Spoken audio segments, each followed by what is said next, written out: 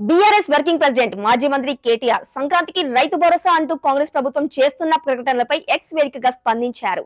ప్రకటనలు కాదు, పథకాల అమలు కావాలన్నారు. కోతలు కూతలు కాదు, చేతలు కావాలంటూ చురకలట్టించారు. అధికారంలోకి వస్తే ఎకరాకు ఏడాదికి 15,000 అని ఊదగొట్టారు. కానీ ఏడాదికి ప్రకటనలతోనే కాలం వెల్లదీస్తున్నారని కేటీఆర్ ఫైర్ అయ్యారు. అర్హుల కోసం, అమలు కోసం మంత్రివర్గ ఉపసంఘం అని సభలు సమావేశాలు పెట్టారని విమర్శించారు. ఏడాదిగా రైతు బంధు మీద కొండను తవ్వి ఎలకను పట్టలేదు. మంత్రివర్గ ఉపసంఘం నివేదిక ఊసేలేదని ఆగ్రహం వ్యక్తం చేశారు.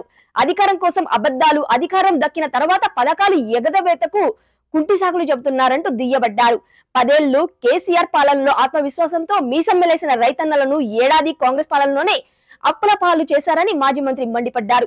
ఇప్పటికైనా కళ్ళు తెరవాలని సూచించారు. వర్షం కురుస్తుందో లేదో, సాగునీరు అందుతుందో లేదో, కరెంటు వస్తుందో లేదో, పెట్టిన పెట్టుబడికి తగిన దిగుబడి వస్తుందో లేదో తెలియకున్న భూమిని నమ్మి సేద్యం చేసి ప్రపంచానికి బువ్వనందించే రైతులను భరోసా ఇవ్వాలని కోరారు.